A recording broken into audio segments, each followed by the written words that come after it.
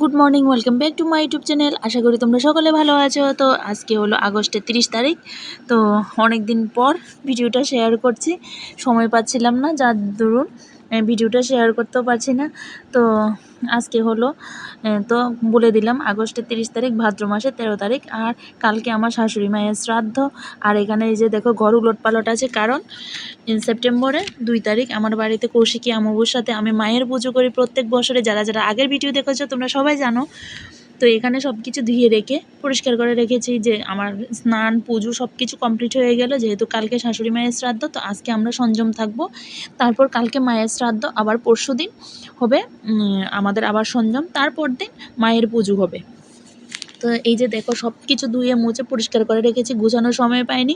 এখন সংযমের জন্য যে রান্নাটুকু করার, এগুলো সব কিছু করে রেখে তারপর কালকে সব কিছু গুছিয়ে নেব। আজকে তো এবার রান্নাটা বসাতে হবে। তো আমার কিন্তু এদিকে ঠাকুর পুজো টুজো দেওয়ার কমপ্লিট হয়ে গেল। তো এখানে দেখো বাবান যেহেতু ভাত খাবে, তো বাবানের জন্য ভাত আর ডাল রান্না করছি। আর আজকে হলো আমাদের সংযম, কালকে আমার শাশুড়ি মায়ের শ্রাদ্ধ।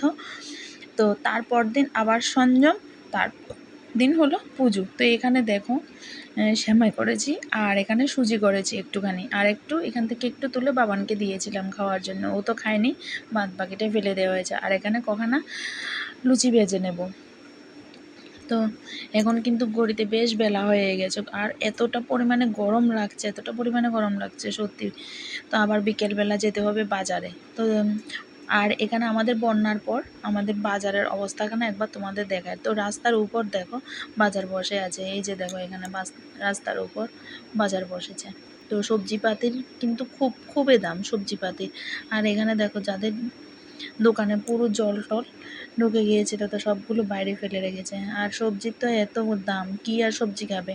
তুমি 1000 টাকা নিয়ে বাজারে গেলেও কিন্তু বাজারে ব্যাগ ভর্তি করে আনতে পারবে না, এতটা পরিমাণে সবজির দাম। তো আর এই যে দেখো এখানে মাছ। তো আমি বেশি ভিতরের দিকে আর গেলাম না, তো চলো বাজারের দিকটা একটুখানি ঘুরে আসি। তো কালকে তো আবার মায়ের পুজো। তো মায়ের পুজোর জন্য কিছু জিনিস কিনতে হবে। তো আর আকাশটা দেখো, অন্ধকার করে রেখেছে আকাশটা, একদম মেঘলা মেঘলা ওয়েদার। তো বাবানকে সঙ্গে আনিনি, বাবান বাড়িতেই ছিল। আর এই যে দেখো এখানে অবস্থাখানা, কি পরিমাণে সবজিপাতি উঠেছে, কিন্তু খুব দাম সবজিপাতির।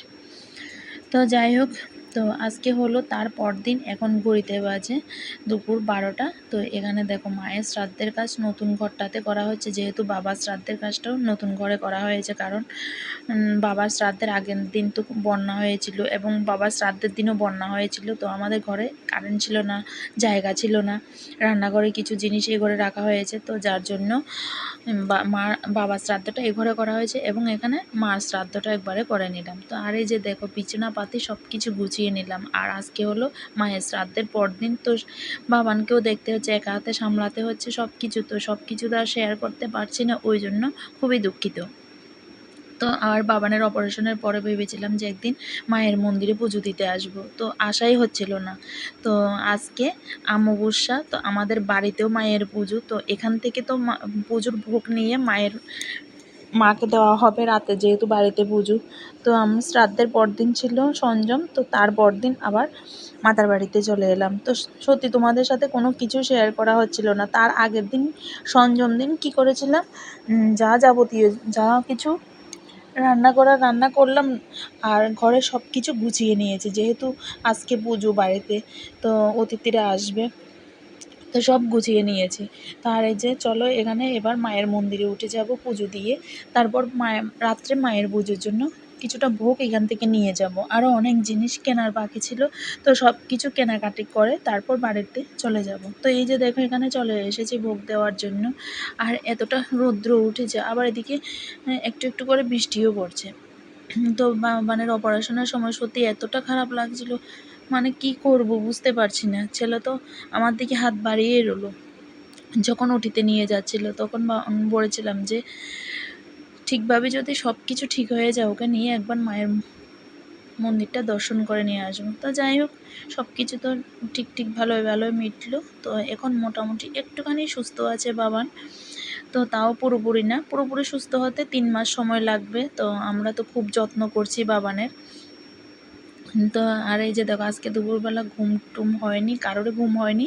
তো সব কিছু গুছিয়ে রেখেছি একদম পুরো ঘরটার মধ্যে। আর এখানে পুজোর জন্য ডাল, যে খিচুড়ি ভোগটা হবে এটার জন্য ডাল আনা হয়েছে। আর এই যে দেখো, কালকে সঞ্জম থেকে সব কিছু গুছিয়েছি, শুধু সোফাটা গুছালাম না। তো এবার সোফার কুশানগুলো দিয়ে এটা গুছিয়ে নেব। আর এই ঘরটা গুছিয়ে রেখেছি। তো একা হাতে সব দিক করতে হচ্ছে। আর এই যে দেখো, বাইরে বাড়ির অবস্থাখানা, এখানে মায়ের পুজো হবে। তো প্যান্ডেল সাজানো হয়ে গেল। তো আর এখানে পুজোর যাবতীয় সব কিছু এনে রেখেছি। তো একটু বাদে, আর আমরা কিন্তু মাতার বাড়ি থেকে চলে এসেছি, ঘড়িতে তখন বাজে প্রায় 10:30। তো খুব সকালবেলায় গিয়েছিলাম মাতার বাড়িতে। এখানে দেখো, পুজোর জন্য বেলপাতা আর যজ্ঞ হবে, 108টা বেলপাতা লাগবে। এগুলো প্যাকেটে রেখে দিয়েছি, দুব্বো রেখে দিয়েছি। আর এখানে পঞ্চপল্লব রাখা আছে। আমরা তো 5 ঘটের পুজো হয় মায়ের, একটা ঘট না, চতুর্দিকে 4টা ঘট দিয়ে 5 ঘটের পুজো করা হয়। আর এখানে রাত্রিবেলাতে মায়ের পুজোতে ভোগ দেওয়ার জন্য ভোগটাও এখানে এনে রাখলাম। তো চলো, মায়ের ভোগটা তোমাদের একটুখানি দর্শন করে দিই। তো ভোগ দর্শন করলে নাকি দুর্ভোগ কাটে। তো এই যে দেখো, মায়ের মেন ভোগ যেটা যাবে এটা তো প্রত্যেক বছর যেহেতু সঞ্জম থেকে তারপর আনলাম, কারণ আমার ভালো লাগে না। আমরা সঞ্জম থেকে 2-3 দিন আগে থেকে নিরামিষ খেয়ে মায়ের পুজো করছি।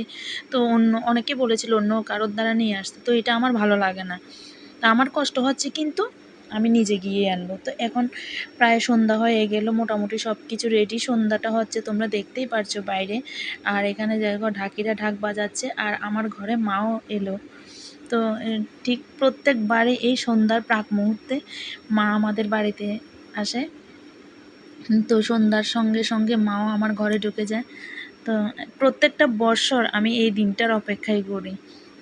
তো এই যে দেখো, এখানে তো মাকে আনা হয়েছে। এবার মাকে একটুখানি বরণ করে নিয়ে, তো মার জায়গা মতো মাকে এবার বসিয়ে দেবে। আর এরপর পুজোর ভিডিওটা অনেক বড় হয়ে যাচ্ছে বলে আর বেশি ভিডিও শেয়ার করলাম না। পরের ভিডিওগুলো তোমরা দেখতে থাকো।